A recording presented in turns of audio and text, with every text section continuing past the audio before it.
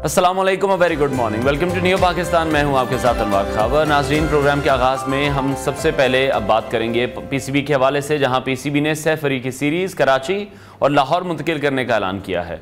New Zealand, जनूबी Africa और पाकिस्तान के दरमियान होने वाली ये सीरीज़ असल में मुल्तान में शेड्यूल थी, लेकिन पीसीबी के मुताबिक आलमी मयार की सहूलियात और अपग्रेड शुदा स्टेडियम्स की तैयारी के पेश नज़र अब यह फैसला किया गया है। लाहौर के कज़ाफ़ी स्टेडियम और कराची के नेशनल स्टेडियम में अपग्रेडेशन के काम आखिरी मराहिल में हैं। कज़ाफ़ी स्टेडियम की अगर हम बात करें तो कज़ाफ़ी स्टेडियम में 35,000 तमाशाइयों की गुंजाइश है। जदीद LED लाइट्स और डिजिटल रीप्ले स्क्रीन नस्ब की जा रही हैं, जो कि शायकीन के लिए बेहतरीन एक्सपीरियंस फराहम करेंगी। दूसरी तरफ खिलाड़ियों की जो इंजरीज़ हैं वो क्रिकेट टीम के लिए एक चैलेंज बनी हुई हैं।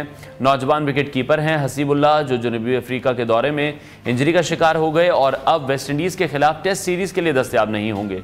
हसीबुल्लाह के हाथ पर गेंद लगने से उन्हें टांके आए हैं, जिसके बाद वो मैदान से बाहर हैं। और इससे पहले हमने देखा था कि साइम अयूब भी इंजर्ड हुए थे और उनकी इंजरी भी टीम के लिए बाइस से तशवीश है। साइम अयूब, जो पाकिस्तान क्रिकेट का एक कीमती असासा समझे जाते हैं, वो केप टाउन से लंदन रवाना हो चुके हैं, जहां इंग्लैंड के माहिर स्पोर्ट्स ऑर्थो डॉक्टर्स उनका मुआयना करेंगे। चेयरमैन पीसीबी मोहसिन नकवी ने उनके इलाज के लिए हर मुमकिन सहूलत फराहम करने की भी यकीन दहानी कराई है। इसी हवाले से मज़ीद बात करेंगे। स्पोर्ट्स एनालिस्ट अहमद नजीब सती ने हमें शो में ज्वाइन किया। अहमद, बहुत शुक्रिया हमें शो में ज्वाइन करने के लिए। अभी आप किस तरह से देख रहे हैं जो सह फरीकी सीरीज़ है उसको कराची और लाहौर मुंतकिल कर दिया गया है, इस डिसीजन को आप किस तरह से देख रहे हैं? बहुत से शायकीन हैं मुल्तान के जो कि काफ़ी मायूस हुए होंगे इस फैसले के बाद। देखिए, जाहिर है मुल्तान के लोग क्रिकेट से बहुत प्यार करते हैं और वहाँ पे जब भी क्रिकेट हुई है तो स्टेडियम बड़ा खूबसूरत है और मुल्तान के लोग अच्छी तादाद में आते हैं मैचेस देखने के लिए। तो पाकिस्तान क्रिकेट बोर्ड का मैं भी नुक्ता निगाह समझता हूँ कि वो चाह रहे हैं कि हम दुनिया को दिखाएं कि जो हम स्टेडियम अपग्रेड कर रहे थे, कराची का नेशनल स्टेडियम और कज़ाफ़ी स्टेडियम लाहौर के, वहां पर मैचेस अब इस काबिल हो गए हैं, अपग्रेडेशन की बात करते हो सकते हैं। लेकिन थोड़ा सा प्रोफेशनलिज्म की कमी है पीसीबी में, क्योंकि आए देखिए ये तमाम जो फैक्टर्स होते हैं ना, आप पहले कैलकुलेट करते हैं कि कब तक तैयार हो जाएगा, कब तक नहीं हो जाएगा। देखिए, फिर वेन्यू अनाउंस ना करें ना, फिर आप पहले वेन्यू अनाउंस ना करें। हर दूसरे रोज हम देखते हैं कि भाई कहीं किसको डोमेस्टिक का टूर्नामेंट हो या कोई हमारी इंटरनेशनल सीरीज हो, कि कभी किसी की डेट्स तब्दील हो जाती है, कभी किसी का वेन्यू तब्दील हो जाता है। अभी आप पीएसएल की ड्राफ्टिंग देख लें, पहले गवादर में ऐलान हुआ था, फिर चेंज हो गया, अभी लाहौर में होकर ये शाही किले में प्रोबेबली यहाँ पे करने जा रहे हैं। तो बात ये है कि देखिए ना, फिर आप फैंस का दिल तोड़ते हैं ना।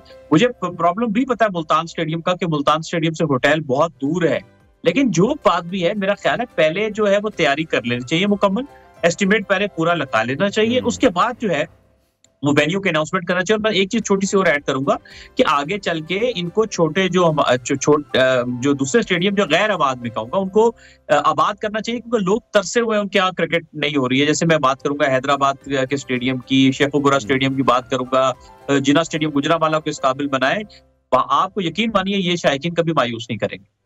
ठीक है। अच्छा, अभी जिस तरह से आपने भी कहा कि प्रॉपर प्लानिंग नहीं होती, आप क्या वजह वैसे इसकी समझते हैं? इतना अनप्रोफेशनल बिहेवियर क्यों है पाकिस्तान क्रिकेट बोर्ड का? जब एक वेन्यू अनाउंस कर दिया जाता है, डेट्स अनाउंस कर दी जाती हैं, खुद ही आपने पीएसएल की ड्राफ्टिंग का जिक्र किया, इसके पीछे रीज़न क्या है? ये वो वाहिद स्पोर्ट है जिस पर सबसे ज़्यादा फोकस्ड हैं हम, जिस पर सबसे ज़्यादा पैसा लगता है और जिसके लिए मतलब किसी भी किस्म की हायरिंग से हम नहीं घबराते हैं, कितने भी पैसे क्यों ना देने पड़े। सबसे ज़्यादा पैसा क्रिकेट में हम देखते हैं, उसके बावजूद इतनी प्रॉब्लम्स क्यों हैं? मैं बात वो है कि आप मुझे बताइए कि आप पिछले 2022 दिसंबर से अगर आप सिर्फ ये गिनना शुरू करेंगे कि कितनी तब्दीलियां हुई मुख्तलिफ बड़े ओहदों पे, छोटे को तो आप रहने दीजिए, तो आपको खुद अंदाजा हो जाएगा कि चीजें किस सम्त में जा रही हैं। और ऐसा नहीं कि अभी है, ये इदारा जब से कायम हुआ है और उससे लेकर अब तक ये इदारा एक सफर में ही है। बस में इतनी सी बात काफी है कि इसमें सफर ही चल रहा है, लोगों के आने जाने का। ये सफर ट्रैवल वाला है या सफर दूसरा आप कह रहे हैं? ये दोनों समझ लें आप। अच्छा, दोनों ही हैं, ठीक है। आप दोनों समझ लीजिए कि देखिए दुनिया में जो कामयाब क्रिकेट बोर्ड है, हम प्रोफेशनल क्रिकेट बोर्ड कहते हैं, उनमें ऐसे मामला नहीं चला करते हैं। तो मैं समझता हूँ कि पाकिस्तान क्रिकेट बोर्ड में जाहिर है हर कोई आता है, वो अच्छा करने की कोशिश करता है। जाहिर है मोहसिन नकवी साहब भी अपनी टीम के साथ बेहतर करने की कोशिश कर रहे होंगे, लेकिन अभी हमें बहुत सफर तय करना है। एक प्रोफेशनल क्रिकेट बोर्ड बनने में अभी हम उसमें काफी लैग कर रहे हैं, क्योंकि महसूस ऐसा होता है कि अक्सर काम उजरत में कर लिए जाते हैं और फिर उनको बाद में तब्दील करना पड़ता है। ठीक है। अच्छा, कज़ाफ़ी स्टेडियम में या नेशनल स्टेडियम में जो अपग्रेडेशन है उनको आप किस तरह से देख रहे हैं? आपको लग रहा है कि कज़ाफ़ी स्टेडियम की गुंजाइश बढ़ाने के बाद जिस तरह से जदीद सहूलियात भी मुतारिफ कराई जा रही हैं, पाकिस्तान अब आलमी इवेंट्स की मेज़बानी के लिए एक बड़ा मजबूत उम्मीदवार बन सकता है?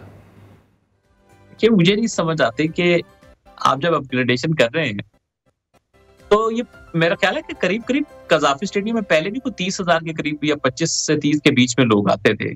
अब 35 आ रहे हैं, तो ये जो सीटिंग कैपेसिटी के हिसाब से आप अपग्रेडेशन कहेंगे तो मैं ये कहूंगा कि ये कोई खास अपग्रेडेशन नहीं है। लाहौर 2 करोड़ से ऊपर की आबादी का शहर है, कम से कम आप अपग्रेडेशन कर रहे थे तो 50,000 की कैपेसिटी हो जानी चाहिए थी कज़ाफ़ी स्टेडियम की। और बाकी फैसिलिटी, स्टेडियम की लुक, जो कितना स्टाइलिश है स्टेडियम, उसमें कितना कंफर्ट है, कितना अच्छा व्यूइंग एक्सपीरियंस है, उसमें मैं तवक्को जरूर कर रहा हूँ कि वो जरूर अपग्रेड हो जाएगा। लेकिन अपनी बात हम तब कह सकेंगे जब एक आखिरी शक्ल हमें देखने को नजर आएगी। और जो पहले एक प्लान शेयर हुआ था कि स्टेडियम जो है उसका एक फेज जो है वो जितने भी स्टेडियम अपग्रेड हो रहे हैं वो चैंपियंस ट्रॉफी तक मुकम्मल होगा, और दूसरा फेज यानी मुकम्मल जो रेनोवेशन है वो उसके बाद होगी। अभी तक कोई खास समझ नहीं आ रही कि कह रहे कज़ाफ़ी में बहुत तेजी से काम हो रहा है, तो देखना पड़ेगा कि क्या यही सब कुछ अपग्रेड हो रहा था या इसके बाद भी जो सेकंड फेज की बात हो रही थी वो होगा, तो देखना पड़ेगा। लेकिन अब इसमें दिलचस्प बात आपको बताऊं और क्या हो रही है। जी जी जी। अब रावलपिंडी क्रिकेट स्टेडियम में ये कहा जा रहा है कि नई कुर्सियां नस्ब हो रही है, लेकिन वो नई नहीं है। वो कज़ाफ़ी की जो कुर्सियां उतर के तब्दील नई लग रही है ना, वो कज़ाफ़ी वाली पुरानी उतर के लाहौर, रावलपिंडी के लिए नहीं होंगी ना? हाँ, रावलपिंडी के लिए नहीं होगी, लेकिन कज़ाफ़ी से उतर के आ रही है, तो यही होता है कि ना। लेकिन चले, अच्छी बात है, मैं बुरा नहीं कहूंगा। आप अपनी एक रिसोर्स है ना, एक एसेट है, उसको आप यूज कर रहे हैं, उसमें कोई बुरी बात नहीं है। रावलपिंडी में हो रहा है, लेकिन ये कि रावलपिंडी में अपग्रेडेशन नहीं हुई है। बेसिकली इसी तरह माइनर पीसीबी ने अपनी प्रेस कॉन्फ्रेंस में कहा कि माइनर टचअप्स हैं इस तरह के। तो लेकिन ये देखना पड़ेगा कि जब रावलपिंडी के मैचेस जो आगे चैंपियंस ट्रॉफी में आएंगे तो वो उसमें क्या करेंगे। ऊपर तो कुछ भी नहीं है, खुला आसमान है। ठीक है। अच्छा, पर सैफ अफ्रीदी सीरीज के फिर इंतजामात या चैंपियंस ट्रॉफी की तैयारियों के हवाले से आप क्या देख रहे हैं? We are going in a positive way. Pakistan cricket board के जो इकदामात हैं, आपको लगता है कि हम थोड़ा सा डिले का शिकार हो गए हैं? क्योंकि चैंपियंस ट्रॉफी एक बहुत बड़ा इवेंट था और जब पता था कि चैंपियंस ट्रॉफी यहीं पर होनी है तो टाइमली इन चीज़ों को क्यों मुकम्मल नहीं किया गया? अच्छा, इसमें मैं आपने बड़ा एक इंटरेस्टिंग क्वेश्चन किया था, उसका भी जवाब दे दूंगा, साथ फिर इसका भी जवाब देता हूं। आपने पूछा था इंजरीज के बारे में पहले ना, तो इंजरी तो देखिए, जो साइम की नौयत है इंजरी की और हसीबुल्ला की, तो नेचुरल इंजरीज है ना, यानी कि इसमें हमारी कोताही नहीं। जाहिर है खेलते हुए प्लेयर इंजर्ड हो जाते हैं, जैसे साइम को उनका पाँव मुड़ गया और हसीबुल्ला को हाथ पे चोट लग गई। इस पे तो इंजरीज में थोड़ा टाइम लेंगे। मुझे ऐसा महसूस होता है, जो एक्सपर्ट्स डॉक्टर्स का मैं ओपिनियन सुन रहा हूँ, तो मुझे ऐसा महसूस होता है कि शायद, अल्लाह ना करे ऐसा हो, लेकिन महसूस ऐसा होता है कि शायद साइम चैंपियंस ट्रॉफी का मुझे हिस्सा बनते नहीं दिख रहे हैं, जो एक वक्त आपको चाहिए होता है ना रिकवरी से वापस आने के लिए। और हसीबुल्ला का एक अच्छे नौजवान बैट्समैन है, तो कोयटा के साथ इलाका पशीन, वहां से उनका ताल्लुक है, इनके वालिद भी क्रिकेटर थे बहुत अच्छे। तो ये इंजरी होगी, अब अल्लाह करे इनके टेक केयर अच्छे से हो, क्योंकि मेडिकल पैनल जो है ना हमारा, वो कोई इतना चर्चे में नहीं रहता, अच्छी शोहरत का हामिल नहीं है। लेकिन आई होप कि सब कुछ अच्छा हो, तभी हमें खिलाड़ियों को बाहर भेजना पड़ता है। और दूसरी तरफ आपने जो तैयारी की बात की, मेरा ख्याल है कि हमें जो तैयारी स्टार्ट कराने में काफी देर हो गई। ये कहीं जून में ऐलान हुआ और अपग्रेडेशन जो है कुछ माह कबल जो है वो शुरू हुई, तो अगर ये कहीं जून में शुरू हो जाती ना अपग्रेडेशन, तो शायद अब तक जो फेज मुकम्मल होना था वो अब तक मुकम्मल हो जाता। लेकिन इंशाल्लाह काफी तेजी से काम हो रहा है। मोहसिन नकवी साहब भी काफी कॉन्फिडेंट है, जाहिर है कि इस तरह के कामों में उनका काफी एक्सपीरियंस भी है लीड करने में, तो इंशाल्लाह कंप्लीट हो जाएगी। मुझे उम्मीद है कि जितने हद तक काम करना है चैंपियंस ट्रॉफी तक मुकम्मल हो जाए। ठीक है। अच्छा, साइम अयूब के हवाले से अब आपने बात की है कि हो सकता है वो चैंपियंस ट्रॉफी का हिस्सा ना हो। पाकिस्तानी टीम ने या पाकिस्तानी क्रिकेट बोर्ड ने कहें तो एक किस्म का बहुत इन्वेस्ट किया साइम अयूब में, क्योंकि एक लंबी हमने देखा कि उनकी ऐसी परफॉर्मेंसेज चलती आई जो कि शायकीन भी बर्दाश्त नहीं कर पा रहे थे कि साइम परफॉर्म नहीं कर पा रहे हैं। लेकिन उसके बाद साइम अयूब ने परफॉर्म करना शुरू किया और जहां उम्मीदें बंधी कि वो चैंपियंस ट्रॉफी में बड़ा अच्छा परफॉर्म करेंगे, अभी कहीं ना कहीं ये सिचुएशन हमें 50-50 दिखाई दे रही है कि वो होंगे या नहीं होंगे। उनकी गैर मौजूदगी में आपको क्या लगता है, फिर क्या कॉम्बिनेशन है हमारे पास? देखिए, इनकी गैर मौजूदगी में दो तरह के आप फैसले ले सकते हैं। या तो आप किसी बिल्कुल नए नौजवान के लिए चले जाएं, अब वो एक रिस्क होगा, हो सकता है वो बहुत अच्छा करे, हो सकता है वो बिल्कुल अच्छा ना करे। और एक होता है महफूज ऑप्शन। तो महफूज ऑप्शन में मेरी जाती राय है, आपके पास दो नाम रह जाते हैं महफूज ऑप्शन में। एक आपके पास इमामुल हक रह जाता है कि आप उनको वापस ले आए, और एक आपके पास रह जाते हैं शान मसूद। अच्छा, शान मसूद, ठीक है जी। मेरे हिसाब से शान मसूद ज्यादा बेहतर प्लेयर है, क्योंकि उनके पास शॉर्ट स्ट्रोक ज्यादा है। वो टेस्ट क्रिकेट से वनडे क्रिकेट के बेहतर प्लेयर है, क्योंकि वनडे क्रिकेट में ना बॉल इतना स्विंग नहीं होता, तो जहां पे गेंद स्विंग सीम होता है तो शान शुरू में ही आउट हो जाते हैं ना, तो वो वनडे क्रिकेट का रिकॉर्ड भी बोलता है, जो लिस्ट ए क्रिकेट हम कहते हैं, तो वो बेहतर प्लेयर है कंपेयर टू टेस्ट क्रिकेट के। तो वो चूंकि ज्यादा एग्रेसिव भी खेलते हैं, तो इमाम का ये कि प्लेयर अच्छे हैं, लेकिन वो उस रफ्तार जो कि आजकल मॉडर्न क्रिकेट की चाहिए होती है ना, स्ट्राइक रेट, उस पे तभी वो टीम से भी बाहर हुए थे कि उस पे नहीं पूरा उतर पाते। तो आई होप जो भी हो पाकिस्तान के लिए अच्छा। लेकिन आपको लगता है जितने एक लंबे अरसे से इमाम इस वक्त टीम से बाहर हैं, उन्होंने यकीनी तौर पर इन चीज़ों पर भी काम किया होगा? डोमेस्टिक में भी कह रहे हैं कि इस वक्त इमाम अच्छा परफॉर्म करते हुए दिखाई दे रहे हैं, इवन शादाब भी ये ट्राई कर रहे हैं, और बहुत से लोग ये कह रहे हैं कि फ़खर, इमाम और शादाब ये तीनों ही चैंपियंस ट्रॉफी का हिस्सा होंगे। जी, खबर तो ये आ रही है कि तीनों हिस्सा होंगे, लेकिन होना क्या चाहिए? देखिए, हमारी डोमेस्टिक क्रिकेट जो है ना, वो माफ कीजिएगा, बहुत बहुत कमजोर है। रन्स तो देखिए कोई भी करता है प्लेयर, लेकिन रन्स हो किस तरह से रहे।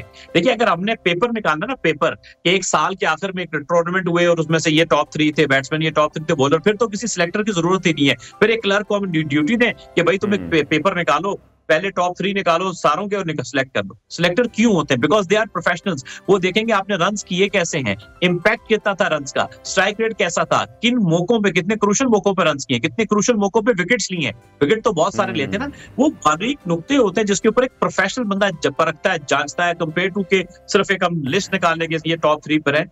तो ये सिलेक्शन में बहुत सारे फैक्टर्स आते हैं।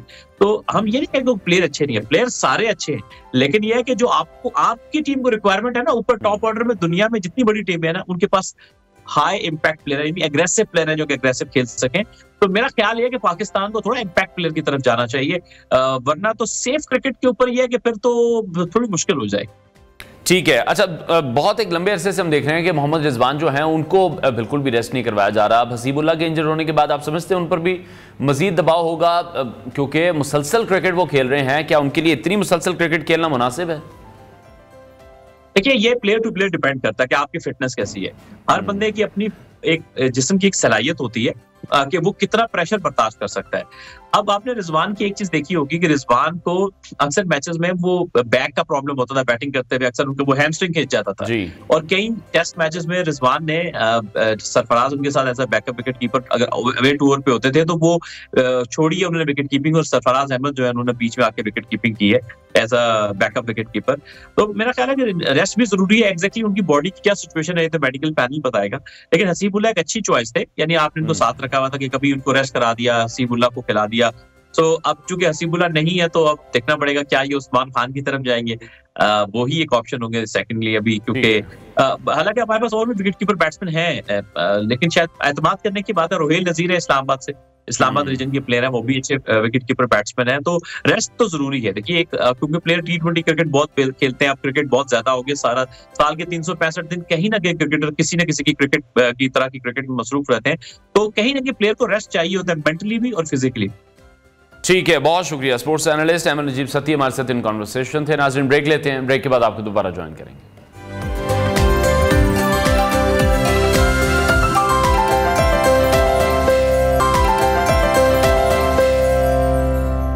Welcome back to new Pakistan. नाज़रीन, कनाडा की सियासत में एक बड़ी हलचल पैदा हुई जब वज़ीर आज़म जस्टिन ट्रूडो ने अपने ओहदे से दस्तबरदार होने का ऐलान किया।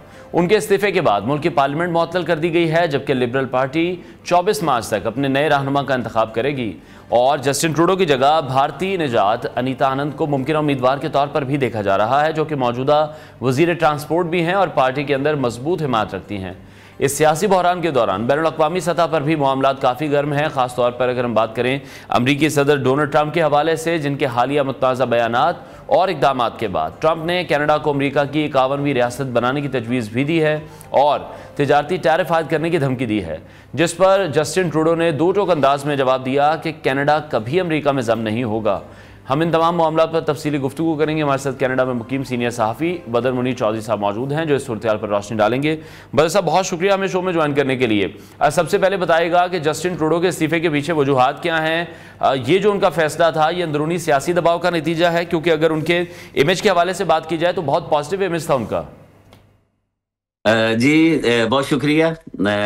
लाजिम बात है कि जस्टिन ट्रूडो का जब नाम जुबान पर आता है तो एक पॉपुलर और हैंडसम प्राइम मिनिस्टर के तौर पर उनको लिया जाता रहा है, पूरी दुनिया में वो मकबूल हैं। लेकिन दो वजूहात हैं मेन। एक तो अंदरूनी उनकी पार्टी में उनकी पोजीशन बहुत ज़्यादा कमज़ोर हो चुकी थी, और बैरूनी तौर पर ये था कि लोग जो हैं वो फाइनेंशियल इश्यूज हैं उनके, इमिग्रेशन क्राइसिस है और बहुत ज़्यादा क्राइसिस है मुल्क के अंदर भी।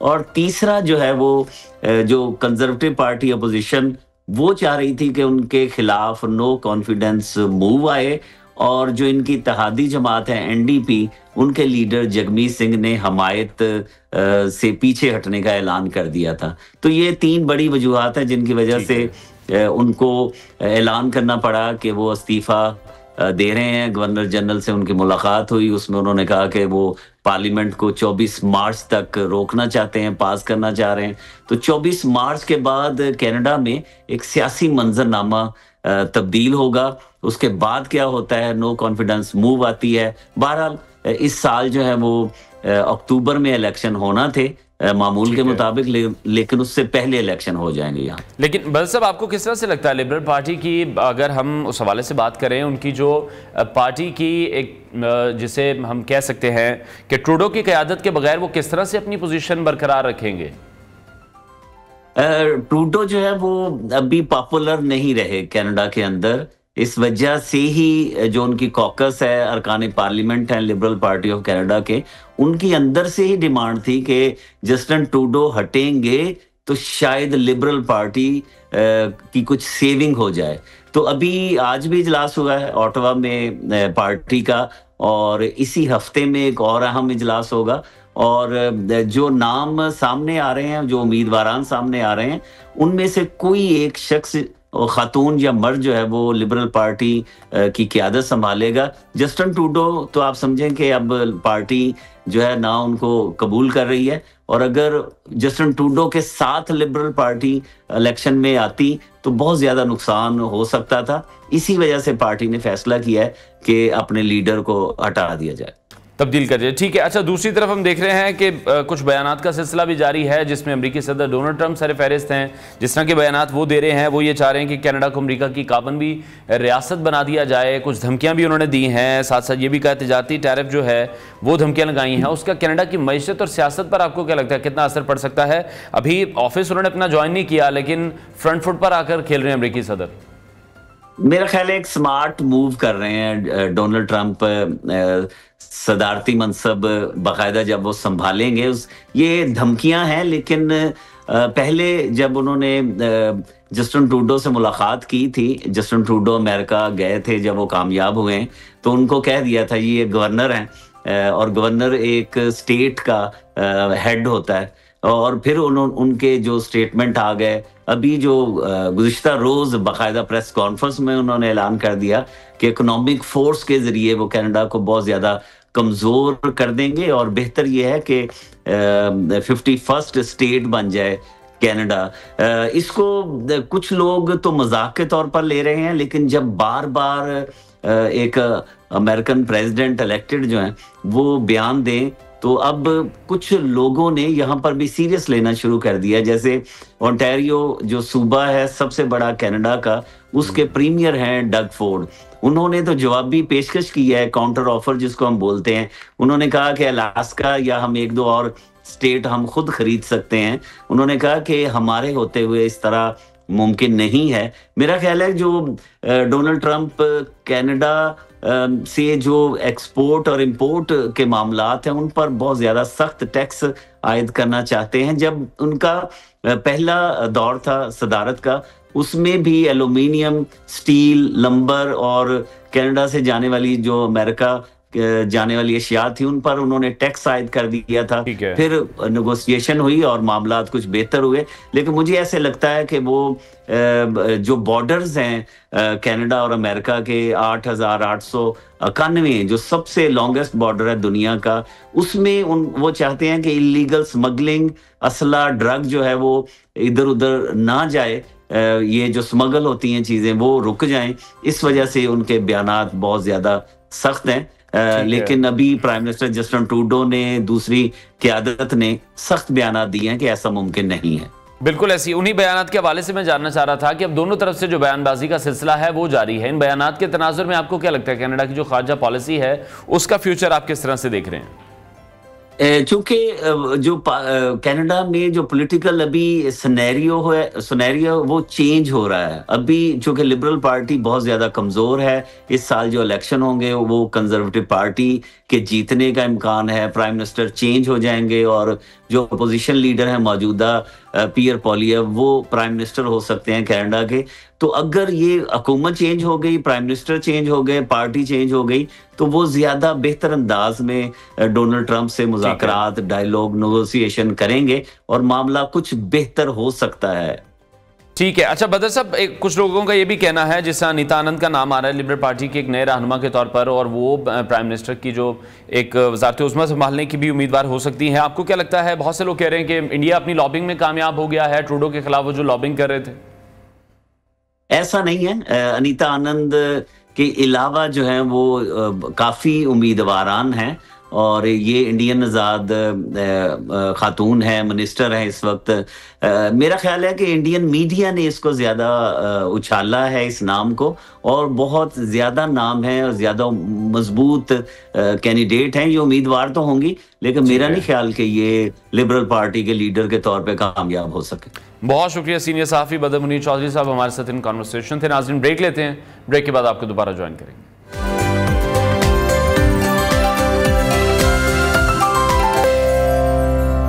Welcome back to new Pakistan. नाज़रीन, ज़िंदगी की हकीकतों, ख्वाबों और जज्बात को अल्फाज के बजाय रंगों के ज़रिए बयान करना एक ऐसा फ़न है जो हर किसी के बस की बात नहीं है। आर्ट एक ऐसी ज़बान है जो न सिर्फ देखने वालों के दिलों को छूती है, बल्कि उनके अंदर मौजूद गहरे जज्बात को भी जगा देती है।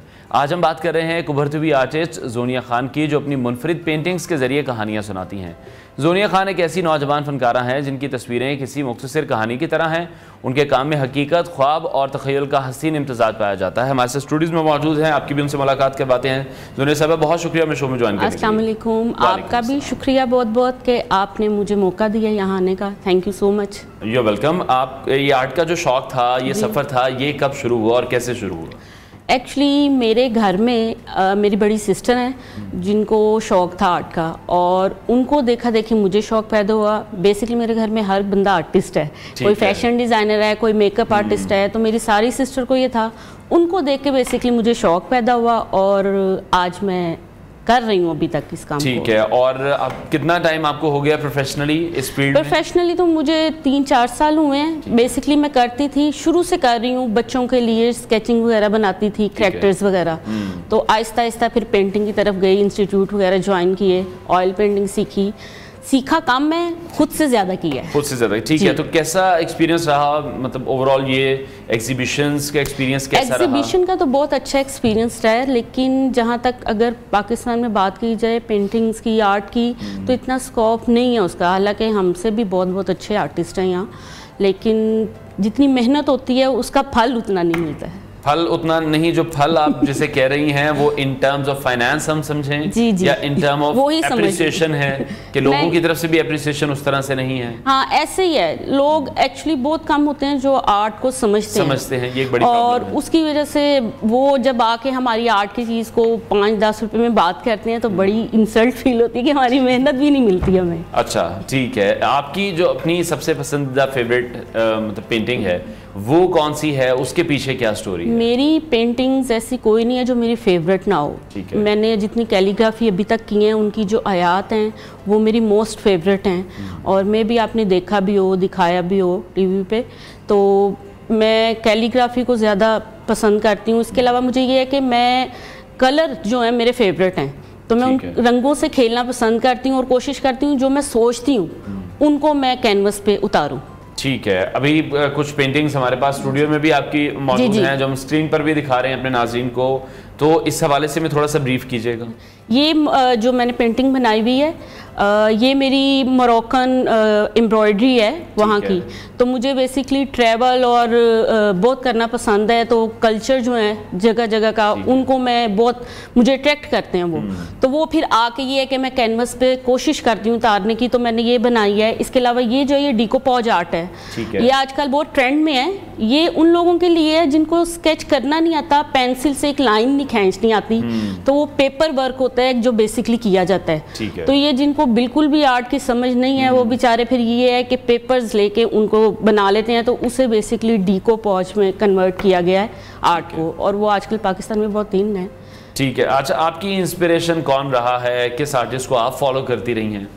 मेरी इंस्पिरेशन बेसिकली आर्टिस्ट तो बहुत ज़्यादा हैं, और मैं बड़े शौक़ से बहुत से आर्टिस्ट हैं पाकिस्तान के जिनको मैं देखती रहती हूँ, और उनकी चीज़ों को ही कलेक्ट करके फिर खुद से ज़्यादा सोचती हूँ और फिर उस चीज़ को बनाती हूँ। तो मुझे पसंद है, आर्टिस्ट बहुत से हैं, मैं अब नाम किस का लूँ, लेकिन ये कि उनको देख के मुझे पसंद है, उनकी चीज़ें उनको देख के मैं करती हूँ फिर। ठीक है, अच्छा अभी ये गुलदान भी हमारे पास पड़ा हुआ है, इसको भी जरा एक्सप्लेन कीजिएगा, बड़ा ये बेसिकली ये भी डीकोपॉज आर्ट है, और इस पे भी पेपर वर्क हुआ है और कुछ हैंड पेंटिंग हुआ है। मतलब ये डीकोपॉज आर्ट के साथ साथ आर्ट एंड क्राफ्ट में यूज़ हो सकता है। आपको मतलब ज़रूरत नहीं है कि आप पेंसिल पकड़ें और ड्रॉ करें कुछ भी, अगर आपको कुछ भी देखना है तो आप उसको इस पे उतार सकते हैं। तो अल्हम्दुलिल्लाह कि मुझे शौक है इन चीज़ों का, और मैं जो घर में अक्सर फर्नीचर होता है पुराना उसको भी रीन्यू कर लेती हूँ। अच्छा, ये तो बहुत अच्छी बात है, आपकी फैमिली तो आपसे बहुत ज़्यादा खुश होगी फिर, बस बैठे बैठे घर के काम भी हो रहे हैं। ऐसे ही है, डीकोपॉज बेसिकली जो है, जो पुरानी चीज़ें होती हैं उनको रीन्यू करने का नाम है। तो आजकल बहुत ज़्यादा ये इन है, जो फर्नीचर घर में पड़े होते हैं उनको रीन्यू किया जाता है, ये पेजेस वगैरह को लगा के जितनी भी आर्ट से रिलेटेड होते हैं तो उनको बना लेते हैं। अच्छा, जिस तरह से आपने भी कहा कि लोगों को उस तरह से अवेयरनेस नहीं है आर्ट के हवाले से, आई कंप्लीटली एग्री कि हम लोगों को उस तरह से आइडिया नहीं होता कि अगर किसी आर्टिस्ट ने कुछ बनाया है तो क्या सोच के बनाया है। आपको क्या लगता है कमी कहाँ पर है? क्योंकि अगर किसी को भी आर्टिस्ट बनना है तो वो एक यूनिवर्सिटी लेवल पर जाकर ही उनको वो चीज़ें सीखने को मिलती हैं। मतलब अगर हम स्कूल की बात करें तो हमारे स्कूलिंग सेक्टर में ये चीज़ें हमें नहीं उस तरह से सिखाई जाती, हम उसी पर फंसे में हैं कि हम वही पाकिस्तानी फ्लैग बना रहे हैं, हम वही चांद तारा बना रहे हैं। बेसिकली आर्ट एक ऐसी चीज़ है कि उसको मुझे नहीं लगता सीखने की ज़रूरत है। क्यों? आप जो सोचते हैं आप वो करते हैं। तो आर्ट बेसिकली आप एक कैनवस सामने रख लें, आपके जो भी अंदर एहसासात हैं आप उसको उस पर उतार सकते हैं एज अ स्केच। आपको ज़रूरत नहीं है किसी इंसान को पकड़ने की। तो आप, मेरे ख्याल में आर्ट एक ऐसा रास्ता है कि जिस पे आप इजीली अपने जितने भी जज्बात हैं ना उनको उतार सकते हैं। ठीक है, बहुत शुक्रिया। रिजिंग आर्टिस्ट ज़ोनिया खान साहिबा हमारे साथ इन कॉन्वर्सेशन थी, और हमारी बेस्ट विशेस हैं आपके फ्यूचर के लिए भी, और जिस तरह से आर्ट के हवाले से आप काम करती हुई दिखाई दे रही हैं।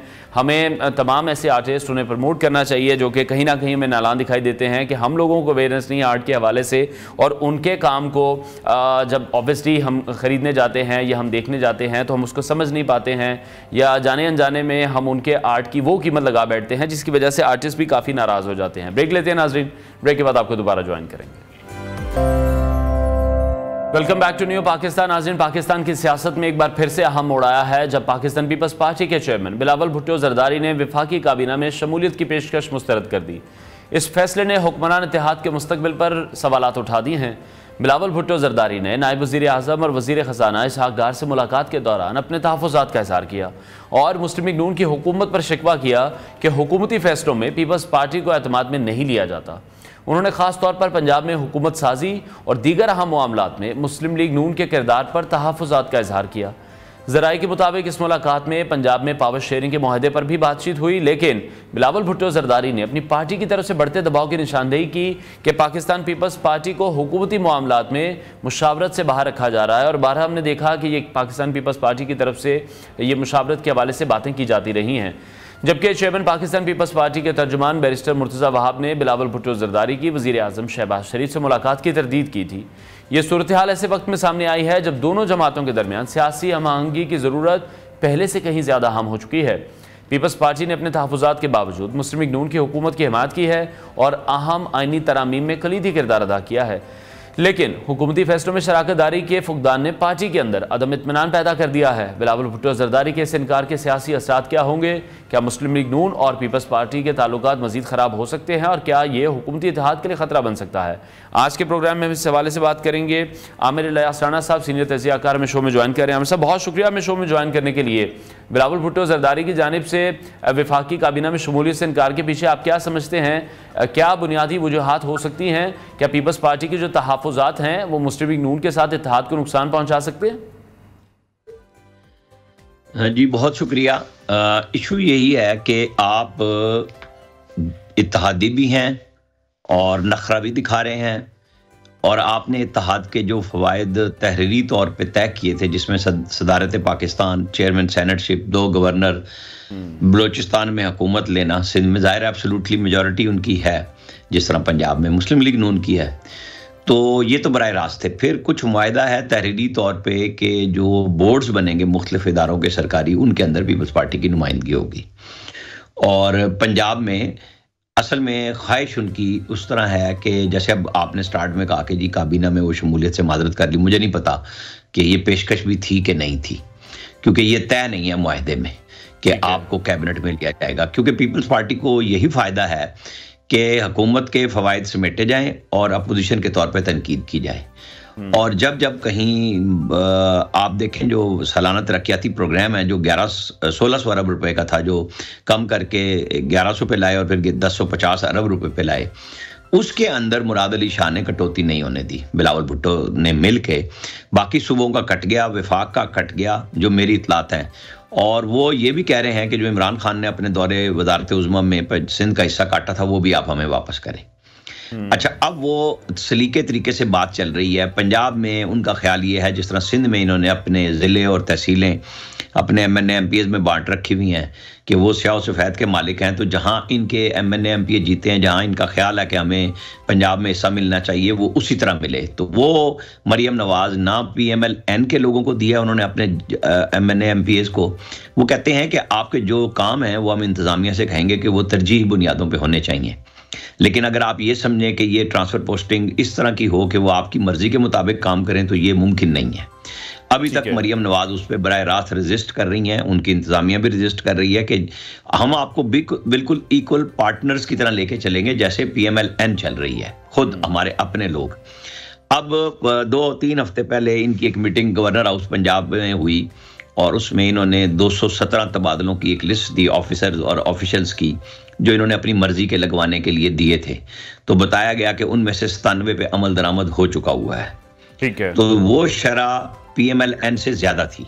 तो अब ये निटी-ग्रिटी पे भी आ गए, गिनने में भी आ गए, लेकिन जो नखरा और इत्तेहादी जमातों का होता है कि जैसे ही PTI कोई अपना वजन बढ़ाए, प्रेशर में गवर्नमेंट आए, तो ये मुतालबात लेके इनके लोग आ जाते हैं, बयानात शुरू हो जाते हैं, जिसमें गवर्नर पंजाब की मुसलसल ये ड्यूटी है कि वो तनकीद का हदफ रखें, चाहे वो वाइस चांसलर की तकरीरी हो, किसी किस्म का भी मामला हो, वो उलझाने की कोशिश करते हैं। और यही बात मरकज में है। अब बिलावल भुट्टो की तरफ से डिमांड है कि वजीर आजम जब ग्रेड 22 में तरक्कियों के लिए हाई पावर्ड बोर्ड की मीटिंग करेंगे, तो उसके अंदर बिलावल भुट्टो को बिठाया जाए। बेसिकली उसके पीछे मुराद अली शाह हैं कि वो समझते हैं कि वो जिन ऑफिसर्स को 22 दिलवाना चाहते हैं मर्जी के मुताबिक, तो उसमें पीपल्स पार्टी की बराह रास्त रसाई होनी चाहिए, जिसकी वजह से ग्रेड 22 का बोर्ड भी इल्तिवा का शिकार होता आ रहा है। जहां जरूरत है वहां प्राइम मिनिस्टर अकोमोडेट कर रहे हैं। अब आप अकोमोडेशन का ये देखें कि शर्जील इनाम मेमन के पोते की मुबारकबाद के लिए prime minister, deputy prime minister, cabinet, सारी गवर्नर ये वजीर आला के साथ जाके कल उनके घर होके आए हैं। ये इत्तेहादियों की खुशामदी कहलाएगी ना, मोहब्बत प्यार कहलाएगा कि जी देखें हम आपको इतनी कदर की निगाह। लेकिन आमिर साहब, आप क्या समझते हैं, जो नक्शा आप इस पर खींच रहे हैं, हमें भी कुछ सिचुएशन इस तरह की दिखाई दे रही है। ऑब्वियसली मुस्लिम लीग नून को भी ये तमाम बातें पता होंगी। इतने बैकफुट पर मुस्लिम लीग नून आखिर है क्यों? क्या मजबूरी है उनकी? और जिस तरह से आप भी कह रहे हैं कि खुशामदी रवैया इख्तियार किया जा रहा है मुस्लिम लीग नून की तरफ से, ये नहीं कि किसी MP MNA को भेज दिया हो, खुद वजीर आजम गए हैं इस काम के लिए, इतना जरूरी था ये? देखें, इसको कहते हैं सियासत। राजनीति इसी चीज का नाम है ना कि जो नाराज है, जिनका जोर है, उनके साथ मिला भी जाए। हुकूमत दोनों ने ली है। पहले तो पाकिस्तान पीपल्स पार्टी ने PTI के ऊपर पूरा तकिया रखने की कोशिश की थी कि वो उनके साथ मिल जाए और PTI हुकूमत बनाए। जब PTI ने इनकार किया था, तब ये मुआहदा जो हुआ है, ये एस्टैब्लिशमेंट के जोर पे हुआ है। ये सिर्फ पीपल्स पार्टी और नून लीग नहीं बैठे, बिहाइंड द सीन एस्टैब्लिशमेंट इसमें मौजूद है। ये बात PMLN को भी पता है, ये पीपल्स पार्टी को भी पता है।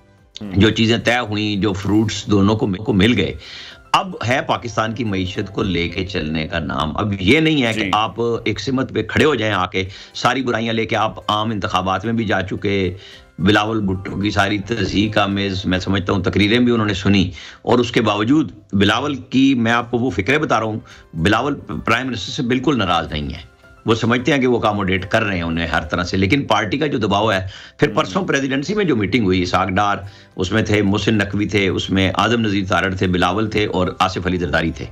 तो वो मेरी एक शरीक महफिल से बात हुई तो उन्होंने कहा कि ये हमारा तरीक़ेकार है कि जब एक तो महाना और दूसरे ये कि क्योंकि ये मीटिंग कवर नहीं होती, इस दफ़ा चूंकि शोर ज़्यादा था तो खबर भी आ गई बाहर कि जो लेजिस्लेशन करानी होती है उसको हुकूमत सामने पेश करती है, पीपल्स पार्टी के लोग मौजूद होते हैं, और जो अब आने वाले सेशन में लेजिस्लेशन होनी है वो चूंकि वजारत दाखिला से ज़्यादा मुताल्लिक है तो मोहसिन नकवी उसके अंदर बैठे हुए थे, और वहीं से वो 3 रुकनी कमेटी जो लेजिस्लेटिव कमेटी में शामिल है वफाकी हुकूमत की, नवीद कमर साहब वगैरह, उनको मैसेज चला गया है कि क्या क्या बिल अप्रूव कराने में आपने ताउन करना है। और जो डिजिटल पाकिस्तान के हवाले से एक नया कानून इस वक्त ज़ेर गौर है कमेटी में कौमी असम्बली के, जहाँ पे शादिया मरीम एतराज़ात भी कर रही हैं, उसके ऊपर भी काफ़ी हद तक तस्फिया हो चुका हुआ है। तो इत्तेहादियों में मेरे ख्याल में ये इस तरह ही चलता है, कोई ये तो घरों में भी हो जाता है, आपस में बहन भाइयों के दरमियान में इख्तलाफात, ये तो 2 बड़ी अपोनेंट पार्टियां हैं, तो ये कोई इतना बड़ा इशू नहीं है। लेकिन चूंकि आपका सवाल तफसीलात में फैला हुआ था तो मैंने भी इसको बड़ी तफसील से आपको इसका जवाब ठीक है। अच्छा, लेकिन अब आपको क्या लग रहा है बिलावल भुट्टो का अब ये जो इनकार है इससे हुकूमत की जो पॉलिसी साजी है उस पर क्या असरात मुरतब होंगे? देखिए, मैंने आपसे कहा है कि ये आप कह रहे हैं ये खबर आई है, मेरी इतला में ऐसी बात नहीं है कि उन्हें काबीना में पेशकश की गई। ये कहते रहेंगे, ना वो आ रहे हैं ना ये ले रहे हैं उनको, क्योंकि दोनों अपनी अपनी जगह पे खुश हैं। इसीलिए कि अब PMLN इस तरह नहीं करेगी काम, या तो कोई बहुत बड़ी मजबूरी हो कि कैबिनेट में लेना बड़ा ज़रूरी है तो है, वरना कोई ऐसी वो ख्वाहिश नहीं है कि भाग के उनको ले लिया जाए कि जी आप कैबिनेट में ज़रूर आ जाए। ठीक है, लेकिन अनाज दागने का जो सिलसिला है वो हम देखते हैं कि वो पाकिस्तान पीपल्स पार्टी की तरफ से ही है। जिस तरह से आपने गवर्नर पंजाब के हवाले से बात की है, या पाकिस्तान पीपल्स पार्टी के जो दूसरे अरकान हैं वो मुसलसल तनकीद का निशाना बनाते रहते हैं हुकूमत को, लेकिन मुस्लिम लीग नून की तरफ से हम देख रहे हैं कि उस तरह से रिस्पॉन्ड नहीं किया जा रहा। तो अगर अब तहफ़्फ़ुज़ात ही दूर करने हैं पीपल्स पार्टी के तो क्या हिकमत अमली होगी मुस्लिम लीग नून की, किस तरह से राम करेंगे इन्हें? देखें, यही हिकमत अमली है कि आप प्रेसिडेंट के पास चले जाते हैं जो दोनों के बड़े हैं, इस वक्त ओहदे पे भी बैठे हैं, आप कराची जाते हैं, आप शर्जील मेमन के घर चले जाते हैं। ये जेस्चर ही तो देने होते हैं कि हम आपको कदर की निगाह से देखते हैं, और क्या होता है इसे ये सियासी जेस्चर हैं, दिखाया जाता है कि हाँ आपकी हम बड़ी कदर करते हैं, आपकी गमी खुशी में हम शरीक हैं, मसाइल तो हम हल करेंगे और मिलके करेंगे, बस यही है। और ये तोहफे दागते रहेंगे ऊपर ऊपर से और अंदर से काम चलाते रहेंगे, क्योंकि ये अभी तय नहीं हुआ ना एस्टेब्लिशमेंट के साथ के खुदा हाफिज होना है, इस सिस्टम को लपेटना है, कोई नया सिस्टम लाना है। अभी तो ये यूं ही चलेगा, ये मजबूरी का सौदा है, ये मन चलेगा नहीं है, बस इस तरह ही चलेगा। ठीक है। दूसरी तरफ आमिर साहब, कुछ रोज़ पहले हमने देखा कि उड़ान पाकिस्तान प्रोग्राम के हवाले से इनिशिएटिव लिया गया, वज़ीर आज़म पाकिस्तान ने इसको पेश भी किया, इस हवाले से ब्रीफिंग भी दी गई, और उसका जो एक खुलासा था वो यही था कि हमें जो अपनी एक्सपोर्ट्स हैं उस पर बहुत ज़्यादा फोकस करना है। आपको क्या लगता है जो आशारिया इस वक्त हुकूमत बता रही हैं, जो फैक्ट्स एंड फिगर्स बताए जा रहे हैं कि इन फैक्ट्स एंड फिगर्स को हमने अचीव करना है, वो पॉसिबल है ऐसे सर्कमस्टांसिस में रहते हुए जहाँ हमारा एनर्जी सेक्टर जो है वो बहुत मुश्किलात का शिकार है? हम देखते हैं कि स्टॉक मार्केट हमें रोज़ बताया जाता है कि ऊपर जा रही है, अगर यूए के सदर की तरफ से जो कर्जा था वो रोल ओवर कर दिया गया है, चाइना से भी कुछ ऐसी खबरें मौसूल हो रही हैं, बेहतरी की तरफ चीज़ें ज़रूर हैं, लेकिन आम आदमी तक रिलीफ आने में आपको लगता है कितना को वक्त अभी लगेगा? देखें, अभी 1.5 साल तो अगर ये सिस्टम इसी तरह चलता रहे तो मईशत को बेहतर करने में लगना है। ये चीज़ें स्टार्ट हुई हैं अभी कि हाँ जी मस्बत इशारियों की तरफ कदम बढ़ने शुरू हुए हैं, ये नहीं है कि बढ़ चुके हैं, और उसमें इस्तेकाम भी चाहिए और मज़ीद इस्तेकाम चाहिए है, क्योंकि अभी बहुत से जो है ना काम रहते हैं गवर्नमेंट के हिसाब से। तो यही चीज़ें इस गवर्नमेंट के जवाब को भी बरकरार रखती हैं कि हाँ जब सही सिमत पे कदम उठा लिए गए हैं तो उनको रोका ना जाए। तो उसके अंदर फ़ौज भी साथ शामिल है, SIFC की सूरत में मावनत भी कर रही है पीपल्स पार्टी, और ये लड़ते भी रहेंगे और काम भी करते रहेंगे, क्योंकि मजबूरी है कि आप जो अब सिस्टम को सस्टेन किया है इक़्तिसादी तौर पर, आप सेट करने लगे हैं, तो एक्सपोर्ट अगर नहीं होगी तो डॉलर कहाँ से आएगा? क्योंकि सबसे बड़ा जरिया ज़र मुबादला आने का या पाकिस्तानी रिमिटेंसेस है हमारी जो हमारे ओवरसीज़ बेचते हैं, दूसरा है कि आप एक्सपोर्ट ओरिएंटेड यहाँ पे इंडस्ट्री लगाएं, काम करें, सर्विसेज दें। तो उस तरफ अब बहुत तवज्जो की ज़रूरत है, और उड़ान पाकिस्तान उसी की एक निशानी है कि हाँ हम प्लानिंग कर चुके हैं। अब हमें उसमें ऑप्टिमिस्टिक भी हैं, बहुत ज़्यादा ऐसे भी हैं कि बड़े नाकाबिले यकीन लगते हैं, लेकिन देखें अगर आप कोई हदफ ही नहीं मुकर्रर करेंगे तो आप काम कैसे करेंगे? तो जब आपने हदफ बनाया है तो उसकी फिर ऊपर आप और हम मीडिया सवाल भी करेगा कि जनाब आपने फलां तारीख को ये अनाउंस किया था, अब तक क्या किया? महीने 2 महीने बाद ये सवाल शुरू हो जाएगा। अभी तो आप सिर्फ कह रहे हैं ना हमने ये कर लिया, हम भी मान रहे हैं आपने कर लिया, कि आपने प्लान कर लिया। अब इसकी अमल दरामद के लिए जो कीज आपने डेवलप की हैं वो हम आपसे पूछेंगे कि हाँ जी बेंचमार्क आपका अब मार्च में क्या है, आपका जून में क्या है, आपका दिसंबर 25 में क्या है, कि आपने जो उड़ान पाकिस्तान के लिए चीज़ें तय की हैं उसकी तरफ आप कैसे जा रहे हैं? क्योंकि आपके पास अब कर्जे तो जो IMF का प्लान था वो आ गया, अब कोई इमदाद तो आपको नहीं देता ना, तो अब आपको डॉलर तो कमाने हैं, और वो एक्सपोर्ट ओरिएंटेड प्रोग्राम इंडस्ट्री के बगैर तो नहीं, और जो महंगाई है उसका मुकाबला भी पाकिस्तानी तभी करेगा जब उसके पास कमाई के लिए रोजगार मौजूद होगा और इंडस्ट्री फरोग हो पाएगी। ये वो चीज़ें हैं जिसकी बुनियाद पे बिजली की कीमतें कम करने के लिए IPPs पे भी एक प्रेशर बनाया गया है कि जनाब हम तो फिर हमारा तो एक्सपोर्ट का खाता ही नहीं चलता, अगर इनपुट हमारी बहुत महंगी होगी तो हम सस्ती चीज़ें कैसे बेच देंगे, अगर आप सब्सिडी भी नहीं दे सकते IMF की वजह से, तो कोई तो रास्ता है ना। तो ये वो रास्ते हैं, वो आसान काम नहीं, हम एकदम बात कर देते हैं, लेकिन जिन्होंने इक़्तिदार लिया ये उन्हीं की जिम्मेदारी है कि वो इसको ठीक करें। बहुत शुक्रिया सीनियर तज़कियाकार आमिर इलियास राणा साहब, हमारे साथ इन कॉन्वर्सेशन थे। नाज़रीन ब्रेक लेते हैं, ब्रेक के बाद आपको दोबारा ज्वाइन करेंगे। Welcome back to new Pakistan. नाज़रीन सर्दियों का मौसम जहां खुशगवार लम्हात और गर्मा गर्म खाने लेकर आता है, वहीं ये मौसमी तब्दीली मुख्तलिफ वबाई अमराज जिसमें नज़ला ज़ुकाम और क़ुव्वत मुदाफ़त की कमज़ोरी का सबब भी बन सकती है, यानी कि हमारी जो इम्यूनिटी है वो कमज़ोर हो जाती है। इन अमराज से बचने के लिए हमें अपनी इम्यूनिटी को मजबूत रखना नहायत ज़रूरी है, और हालिया तहकीक से भी ये बात सामने आई है कि कुछ मखसूस ग़ज़ाएँ और मशरूबात ऐसे हैं जो सर्दियों में न सिर्फ जिस्म को गर्म रखते हैं बल्कि हमारी इम्यूनिटी को भी स्ट्रॉन्ग करते हैं। ख़ास तौर पर यूनानी तिब और देसी हिकमत के मुताबिक घर में तैयार करदा कहवे एक बेहतरीन हल साबित हो सकते हैं। ये कहवे मुख्तलिफ कुदरती जड़ी बूटियों से या आपके पास घर में किचन में जो चीज़ें मौजूद होती हैं उनसे भी तैयार किया जा सकता है, जो कि इस मौसम में मौजूद वायरल इन्फेक्शंस और जो दीगर मौसमी बीमारियाँ हैं उसमें भी बचाव में मददगार साबित होता है। माहिरीन तिब के मुताबिक सर्दियों में खुश्क मेवाजात, देसी घी, शहद, हल्दी और अदरक जैसी ग़िज़ाओं का इस्तेमाल क़ुव्वत मुदाफ़त को बढ़ाता है। दूसरी तरफ ठंडी और ज़्यादा रोगनी अशिया, बाज़ारी खाने और कोल्ड ड्रिंक से परहेज़ करना सेहत के लिए नहायत अहम है। आज के शो में हम बात करेंगे कि सर्दियों में किस तरह से जो बैलेंस डाइट है वो हमें इस्तेमाल करनी चाहिए, जो कि ना सिर्फ वायरल इन्फेक्शन से हमें बचाएगी बल्कि हमारी जो उमूमी सेहत है उसको भी बेहतर बना सकती है। और साथ ही माहिर तिब यूनानी से भी ये जानेंगे कि घर पर जो सस्ता कहवा है वो किस तरह से तैयार किया जाता है, उसके क्या फ़वाइद हो सकते हैं। इसी हवाले से मैं स्टूडियो में ज्वाइन करें माहिर तिब यूनानी हकीम अम्मार सुलेमानी साहब। हमारा बहुत शुक्रिया हमें शो में ज्वाइन करने के लिए। अच्छा, सबसे पहले तो मैं उसका जिक्र करना चाहूँगा HMPV का, जो इस वक्त चाइना में हम देख रहे हैं कि बहुत ज़्यादा एक बार फिर से सर्च शुरू हो गई है इन तमाम चीज़ों को लेकर, और हमारा टॉपिक भी उसी से रिलेटेड ही है कि हमें अपनी इम्यूनिटी को बेहतर करना है। कल ही हमने उस पर भी प्रोग्राम किया था। अभी हम देख रहे हैं इंडिया में भी और मलेशिया में केसेस बहुत ज़्यादा हो गए हैं, और जब इस तरह का वायरस कोविड-19 में भी जैसे आया तो वो पूरी दुनिया में फिर फैल गया था। चाइना में हेल्थ इंफ्रास्ट्रक्चर बहुत अच्छा है, वो लोग कंट्रोल कर लेते हैं, पूरी दुनिया बंद हो जाती है।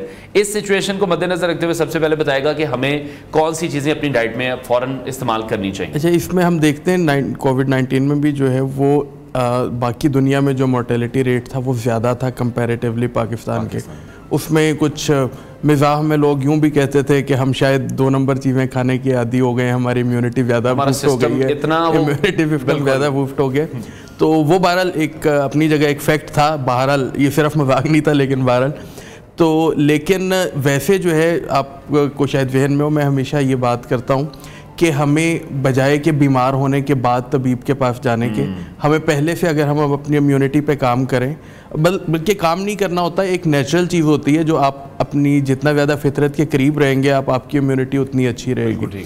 तो अब अगर आपने जिस तरह खुराक की बात की ना कि इम्यूनिटी बूस्टर जो है वो खुराक, पहले नंबर पे तो इसमें एक सिंपल सी चीज़ आप जहन में रखिए कि अल्लाह ताला ने जिस मौसम में जो सब्ज़ी और जो फल पैदा किए हैं वो उस मौसम के लिए बेहतरीन इम्यूनिटी बूस्टर भी हैं, और उस मौसम की तमाम जो कोई आपकी ज़रूरियात है जिस्म की वो पूरी कर देते हैं।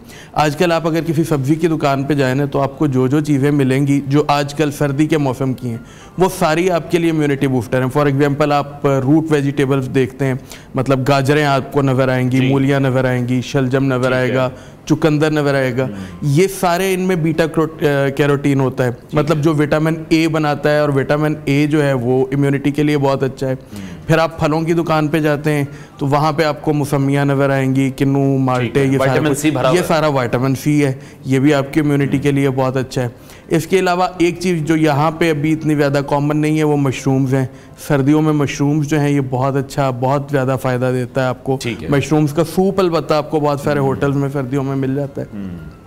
तो आप पहले नंबर पे जो आपकी सब्जी में और फलों में जो मौसमी फल है, मतलब कोल्ड स्टोरेज का नहीं, जो मौसमी फल है वो आपके लिए उस मौसम की तमाम ज़रूरियात को, आपकी बदनी ज़रूरियात को पूरा करता है। तो कोशिश कीजिए कि जो भी मौसमी फल है उसको मैक्सिमम आप इस्तेमाल कीजिए। सीजनल चीज़ों पर जी पहले जी बिल्कुल, जो भी सीजनल चीज़ होगी वो आपके लिए फ़ायदा देगी।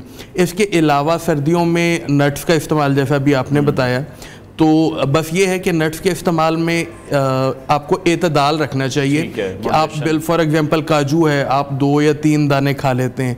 अगर आप कोई 5, 7, 10, 15 दाने खा लेते हैं तो आपको फिर ब्लीडिंग भी हो सकती है, पाइल्स की भी प्रॉब्लम हो सकती है, वो बहुत ज़्यादा आपको एनर्जी दे देता है। 2-3 दाने तो स्टार्टर भी नहीं होता। बस वो एक्चुअली ये होता है कि कुछ लोग तो इसको हजम कर सकते हैं, लेकिन अमूमन अगर आप कोई 5-10 दाने ज़्यादा खा लेते हैं, और बावकात चूँकि मेरे पास अक्सर पेशेंट्स आते रहते हैं कि भाई हम गुफ्तगू में पता ही नहीं लगा और ज़्यादा काजू खा गए, ज़्यादा पिस्ते खा गए, उसके बाद ब्लीडिंग शुरू हो गई, वो कहीं ना कहीं से, तो उसमें आपको खुद एहतियात रखनी होती है। अलबत्ता बादाम जो है वो 5-7 दाने या ज़्यादा भी खाए भी हो जाती है, एक्नी भी हो जाती है, गर्मी की वजह से बेसिकली खून में गर्मी हो जाती है उससे।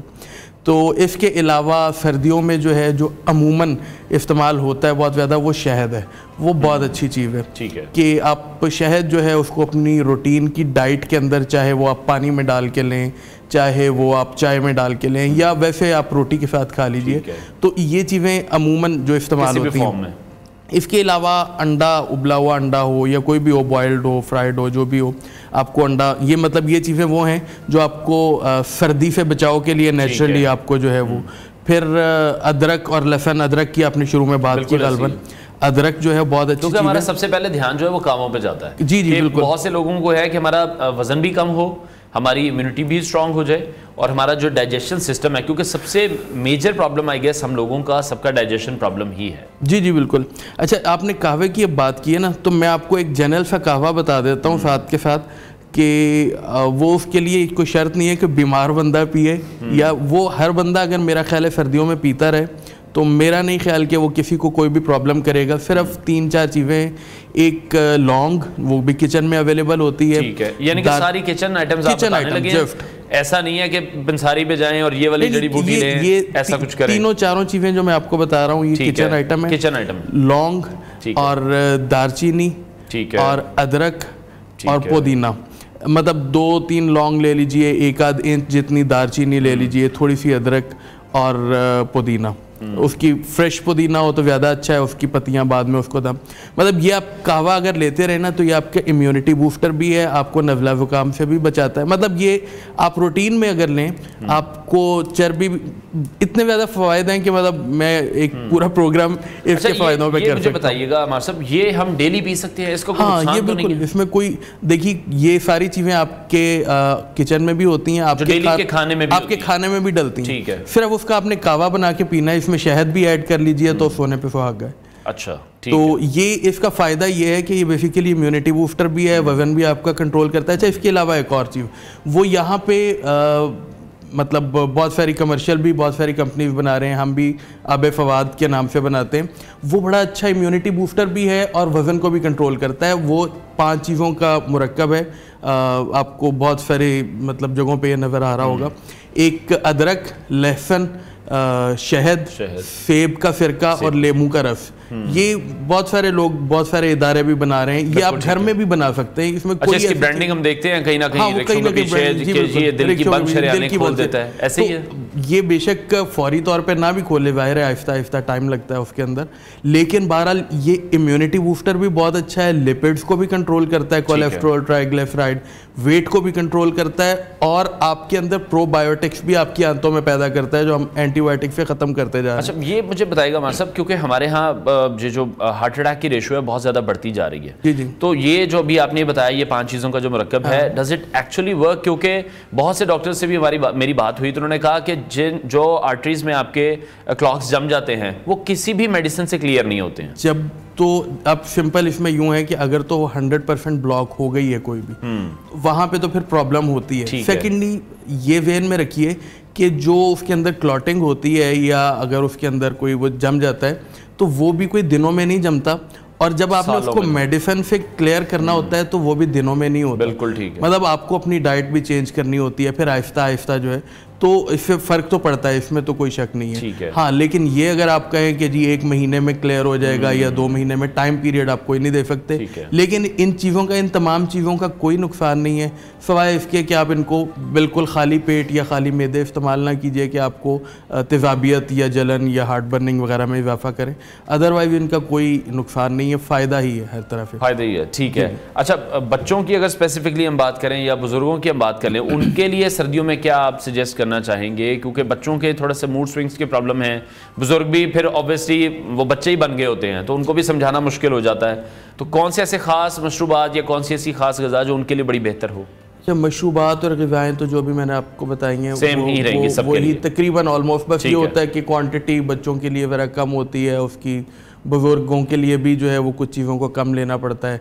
या फॉर एग्जांपल आप गोश्त ले रहे हैं तो वो एक आम बंदा तो शायद इजीली हज़म कर लेता है, बच्चा या बूढ़े के लिए अगर वो मतलब कुछ छोटा गोश्त हो या नरम गोश्त हो या फ्रेश, वो हज़म करना निस्बतन आसान होता है, बाकी मुश्किल होता है। बाकी ये है कि वैसे बुज़ुर्ग जो है इस उम्र में, उनको सर्दी से एहतियात के लिए कोई ना कोई अगर पॉसिबल हो तो यखनी, चाहे वो गोश्त की हो या देसी मुर्गे की हो या कुछ भी, मतलब कोई भी एनर्जी जिससे उनको मिलती रहे, वो लाजमी देनी चाहिए। कुछ चीज़ों से अलबत्ता सर्दियों में परहेज़ भी रखना चाहिए। आपने शुरू में जिस तरह बताया कि तली हुई चीज़ें, इसके अलावा मतलब लस्सी है या जो भी चीज़ें ज़्यादा ठंडी हैं, फिर सुर्ख मिर्च जो है वो कोई इतना ज़्यादा सर्दियों में अच्छी नहीं है। काली मिर्च अगर इसकी जगह इस्तेमाल की जाए तो वो बहुत अच्छी है और एनर्जी देती है। लस्सी के अलावा जो है वो मतलब चाय, वैसे तो हम समझते हैं कि चाय जो है वो शायद बहुत अच्छी चीज़ है, चाय अच्छी चीज़ है नो डाउट एक हद तक, तो लेकिन एक लिमिट तक जितने चाय हम लोग पीना शुरू हो गए हैं, हाँ, शायद वो फिर हम अपनी लिमिट को क्रॉस कर जाते हैं। इसमें ना आप चाय या कॉफ़ी ज़्यादा पीते हैं तो वो चूँकि डायूरेटिक होती है, आपको पेशाब आवर होती है, तो सर्दियों में पानी की कमी भी हो जाती है। एक ना वालिद साहब मरहूम जो है वो एक बचपन में मैं सुनता था कि वो कहते होते थे कि गर्मियों में गर्म चाय ठंडक पहुंचाती है। तो वो मतलब मैंने उनसे पूछा कि भी वो क्या है, तो उन्होंने कहा बेसिकली वो डायूरेटिक होती है, तो जब पेशाब आता है फिर आप पानी पीते हैं तो अंदर से तासीर उसकी ठंडी हो जाती है, तो उसको वाइस वर्सा करें तो सर्दियों में भी वो ठंडक पहुंचाएगी उसी तरह से। तो इस वजह से चाय या कॉफ़ी जो है वो चूंकि डायूरेटिक है कि अगर आप इस्तेमाल कर रहे हैं तो फिर पानी का इंटेक उस हिसाब से रखिए, होना चाहिए। अदरवाइज सर्दियों में हमारी एक अमूमन जो ख़राबी होती है कि प्यास चूंकि नहीं लग रही होती तो पानी का इस्तेमाल हम कम कर देते हैं। हार्ट, आपने देखा होगा सर्दियों में हार्ट रेट की रेशो कुछ ना कुछ बढ़ जाती है, अटैक की रेशो। तो उसकी वजह ये होती है, एक तो हम पानी का इस्तेमाल कम कर रहे होते हैं, दूसरा जब आप सर्दियों में हीटर के पास जाके बैठते हैं तो वो भी आपके जिस्म से जो है वो बुखारात उड़ रहे होते हैं, उससे भी तो खून जो है वो गाढ़ा होना शुरू हो जाता है, लिपिड्स बढ़ने शुरू हो जाते हैं। ठीक है, तो पानी का इस्तेमाल जो है वो अपना अच्छा रखें सर्दियों में, तो उससे भी आपको ठीक है। और साथ ही साथ इन तमाम चीज़ों के इस्तेमाल के साथ जो लाइफ हमारी मॉडिफिकेशन है, लाइफस्टाइल में चेंजिंग है, वो भी ज़रूरी है, क्योंकि सर्दियों में ज़्यादा सोल हो जाते हैं। अगर गर्मियों में या खुले मौसम में हम एक्सरसाइज कर रहे होते हैं तो सर्दियों में हमारी कोशिश होती है कि घर में आ गए हैं तो बस कमरों में ही बैठे रहें। जी बिल्कुल, इसमें वर्जिश तो मस्ट है, क्योंकि अभी जिस तरह मैंने आपको बताया ना कि खून गाढ़ा ज़्यादा हो जाता है कंपैरेटिवली। वैसे ख्याल जो भी होती है कोई लिक्विड चीज़ वो सर्दियों में गाढ़ी हो जाती है, जमना शुरू हो जाती है। तो उसमें यह है कि अगर आपके लिए बाहर निकल के एक्सरसाइज करना पॉसिबल नहीं है तो आप घर में कोई योगा कर सकते हैं, कोई लेज़ली वॉक है या कुछ हल्की फुल्की जिस तरह रस्सा टापना या कुछ भी अपने आप को जिस्म को गर्म रखने के लिए। हम अमूमन ना अमूमी मिजाज ये बन चुका है कि हम कोई भी प्रॉब्लम होती है तो हम उस चीज़ को ठीक करने की सारी वेटेज जो है वो मेडिसिन पे डाल देते हैं, जबकि अमूमन आपको कम से कम उसको 3 चीज़ों पे डिवाइड करना चाहिए कि कुछ वेटेज आप मेडिसिन पे डालें, कुछ खुराक पे डालें और कुछ एक्सरसाइज पे डालें, ताकि जो है वो आप जल्द से जल्द भी बैलेंस्ड हो, सारी चीज़ें बैलेंस्ड हो। तो इसमें वर्जिश जो है वो सर्दियों में कुछ ना कुछ लाजमी होनी चाहिए। आपका ना सिर्फ जिस्म गर्म रहे बल्कि आप फ्रेश भी। सर्दियों में आप देखते होंगे कि लोगों की नींद भी बढ़ जाती है, बिस्तर से उठने को दिल नहीं कर रहा, उसमें एक वजह तो चले ये भी होता है गर्म बिस्तर छोड़ना मुश्किल है, लेकिन लिपिड्स बढ़ने की वजह से भी ये सारे मामलात होते हैं, हो जाते हैं। तो उस वजह से आप अगर पानी का इंटेक ज़्यादा रखें, हल्की फुल्की एक्सरसाइज करें तो वो मामला। बहुत शुक्रिया हमारे तिब यूनानी हकीम अमार सुलेमानी साहब हमारे साथ इन कॉन्वर्सेशन थे। उम्मीद करते हैं कि तमाम तर बातें आपके लिए भी बहुत फायदेमंद रहेंगी। कमेंट सेक्शन में अपनी आरा से मैं ज़रूर आगाह कीजिएगा। प्रोग्राम का वक्त नाज़रीन ख़त्म हुआ है, इंशाल्लाह कल फिर आपसे मुलाकात करेंगे। अपना बहुत सारा ख्याल रखिए, इजाज़त दीजिए, अल्लाह हाफ़िज़।